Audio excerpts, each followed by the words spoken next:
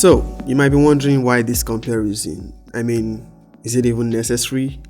Why compare a device with Helio G80 processor to another with Helio P22 and yada yada yada? Well, these devices are priced the same and only the techie ones will know what a Helio G80 is. And by watching this video, we are going to find out if it actually counts for anything. What is up guys, my name is Izzy and welcome to my channel.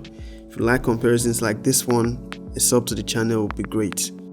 So without further ado, how do the Redmi 9 and the Tecno Camon 15 compare when pitted against each other?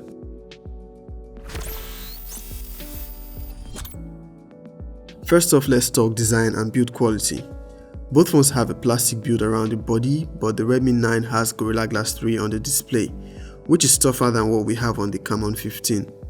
The Redmi 9 also has that old water drop notch for its selfie camera, while the Camon 15 has a much desired hole punch display. Both phones have quad rear camera setup, which we are going to put to test later on in this video.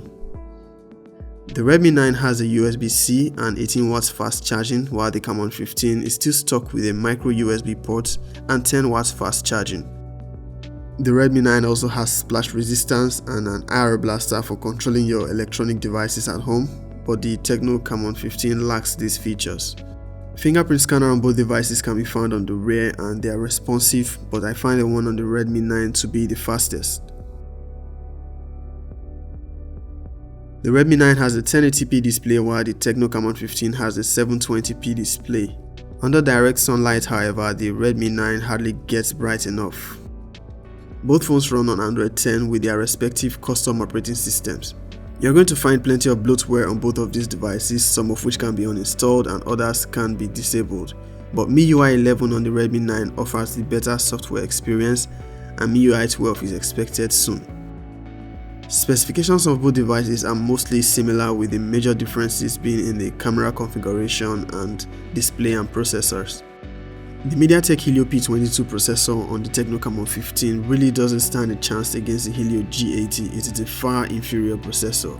The G80 is a more optimized processor for gaming and everything else. You can see from benchmark tests that the Helio P22 processor does not even come close.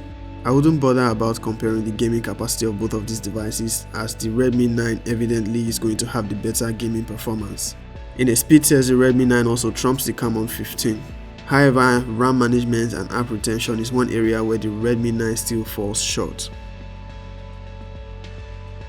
The Tecno Camon 15 boasts of a 48 megapixel rear camera, but this is only possible with pixel binning, as the Mediatek Helio P22 is not capable of handling a 48 megapixel sensor.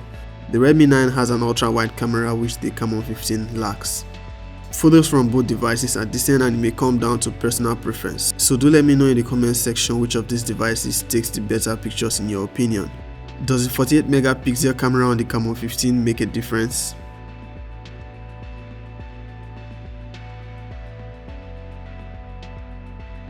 Both the Tecno Camon 15 and the Xiaomi Redmi 9 shoots 1080p videos at 30 frames per second on both the front and rear cameras. Both devices do not have image stabilization.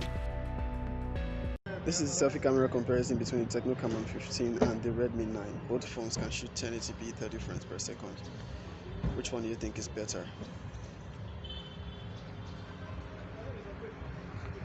From this comparison, it is obvious which of these devices is going to give you the better value for money.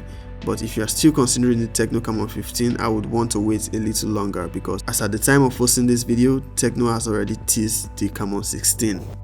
That's it for this video. A thumbs up would be great and a sub to the channel would be awesome. Peace.